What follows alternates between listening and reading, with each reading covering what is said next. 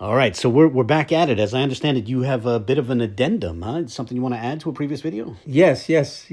Hello, everyone out there. This is Brother Malachi, and this is Brother Abu. Back at it again. Yes, indeed. I know in our previous video on the State of the Dead, we discussed 1 Peter 3, verses 18 to 20. It's a good text. Great text. But something we didn't discuss in the last video.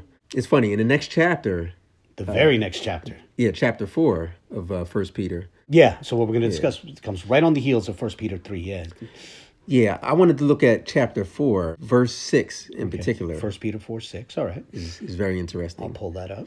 It says, I know different translations render it different ways, but the King James Bible reads, "For this cause was the gospel preached also to them that are dead, that they might be judged according to men in the flesh, but live according to God in the spirit." Now, those who want to try to deny consciousness after death might try to claim that this verse means that the gospel was preached to them before they died. Okay, yeah, looking for that wiggle room, right? Yeah, but that's not what the text is saying at all. This is also why it's important to note that it comes directly after 1 Peter 3, where after Christ was crucified, he went and preached to the spirits of the people who had died back in the time of Noah. Right, that's an important text. I see what you're saying. So you're saying that when 1 Peter 4 talks about preaching the gospel to the dead, it's in the context of Jesus preaching to the dead in the previous chapter, in chapter 3. Exactly. And this is why, like, when they talk about, like, the spirits in prison, and that's what, I think I mentioned that in the other video. Why would it call people, if they're regular people in the flesh, why would it call them spirits? Yeah, I see your point. Actually, when the two chapters are read together, you know, you're right. These passages fit together perftly. Just as chapter 3 explicitly refers to preaching to disembodied spirits, that's the most obvious reading of this verse in chapter 4 as well. Like you said, they fit perfectly.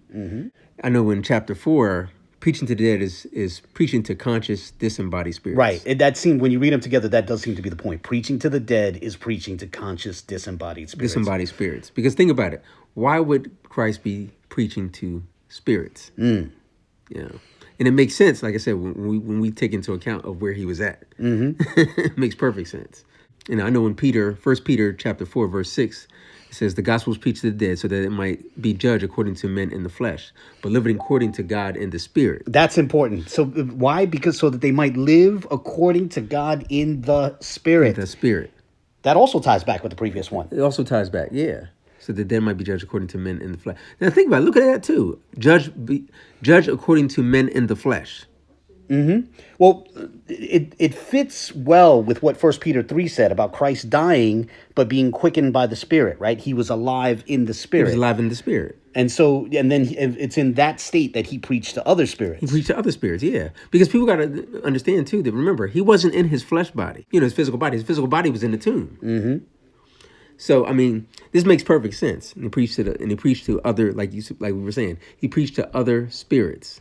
I got you. So when it says that the gospel was preached to the dead so that they be judged the same as men who were alive, right? Yes. So the dead whom the gospel was preached to, they would then have the opportunity to live rightly while in the spirit. While in the spirit, exactly. Exactly. It all fits together.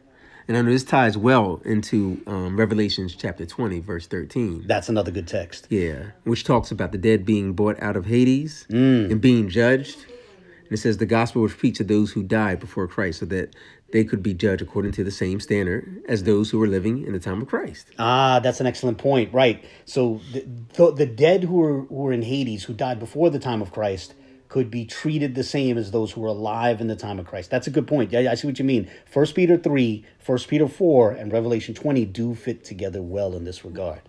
Perfectly. They fit together perfectly. All right, I'd say this was a good addendum. Yeah. All right, short and sweet, straight to the point. Straight to the point. And I also want to say that, you know, if anybody has any questions or any objections, things they want to add to it, you know, they can send us some messages in the comments. Yeah, leave a comment. Leave a comment. And we'll grapple with it there.